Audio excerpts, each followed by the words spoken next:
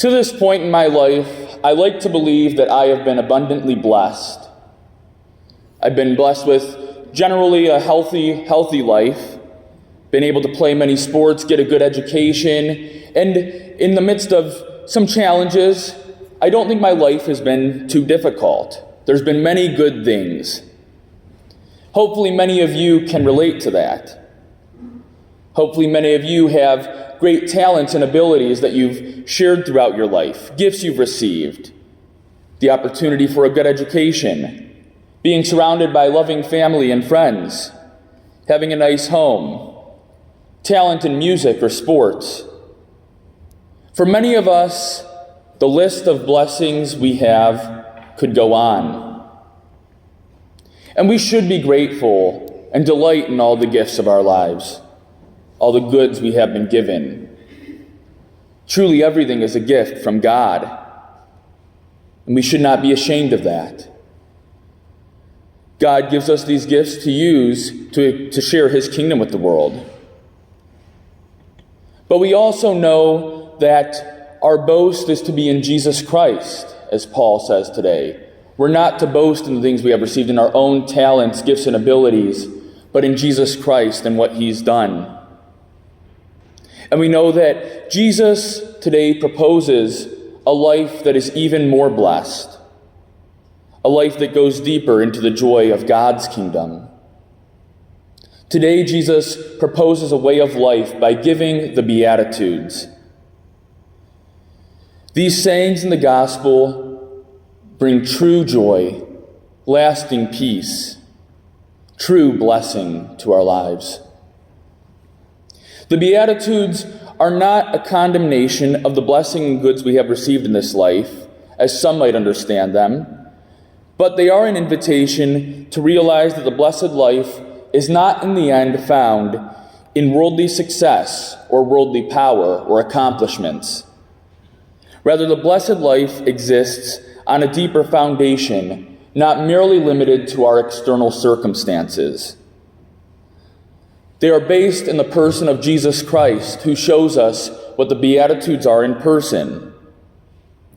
God's kingdom is one where He says those who mourn can be as blessed as those who are happy. In God's kingdom, the peacemakers are the ones with true power. The pure of heart are those who see God, those who know human dignity and true beauty. And the reality is that each of us are called to spend our lives growing in these Beatitudes. And so, Jesus says, "Blessed are they who hunger and thirst for righteousness." And in those words, we receive the call to work against injustice, to work to uphold the dignity of the poor and the unborn, those whose lives are at risk. And Jesus says, "Blessed are they who mourn." We too are called to mourn with those who have lost a loved one, or those going through a difficult time. And Jesus says, "Blessed are the merciful." And so blessed are you when you work for reconciliation with your family and friends, when you take the first steps to forgive a wrong, bringing about reconciliation with your loved ones. And each of us is called to this life of beatitude. And deep down we all know that despite the challenges that sometimes go along with beatitude, right, they seem difficult for us to live. It can seem difficult to incorporate those beatitudes into our lives, yet those are what bring true peace. We know that those who live these Beatitudes are the ones with true joy, true happiness, as is evidenced in the lives of the saints. Despite the many challenges our saints faced, the suffering they endured, the difficulties of their lives, there is a real desire to follow the way they walked for God and worked for God's kingdom.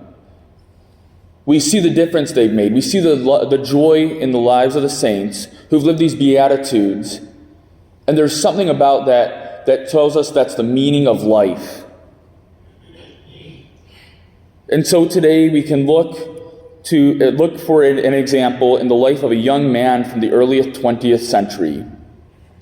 Blessed Pier Giorgio Frassati, who is called the man of the Beatitudes. During his teenage and early 20s, Frassati, the son of an Italian ambassador to Germany, was filled with love for God and his friends. During his early years, he strived to attend Mass as often as possible, had devotions to St. Paul, Catherine of Siena, Thomas Aquinas, and became a member of the Third Order Dominicans. And if you look at his pictures, you see someone who truly enjoyed life. There was contentment in his eyes. His smile radiated joy and peace, love of God and love of all those around him. And in his free time, he enjoyed spending time with his family and friends and would travel and hike mountains, engage in other athletic activities. He truly loved his life. And yet, unknown to many, Frassati had a great devotion to the poor, providing for them extra food and money. On his graduation, his father gave him a choice between buying him a car or giving him a large financial sum. And so Frassati chose the money, and he gave all of it away to the poor in his local area, unknown to his family and friends at that time. And at his death from polio at age 24, at his funeral, many mourners showed up, who his family never knew. These people were unexpected because Frassati did not publicize his work. He simply went around working for social justice and for the poor, loving Christ within them. Pier Giorgio shows us that a life of following Jesus Christ, a life that lives the Beatitudes, is a life of true joy.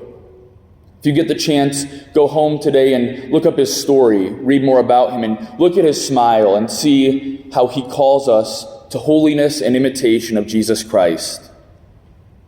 Because it is this joy of discipleship that we find precisely when we give ourselves. And the Beatitudes are this pathway proposed by Christ.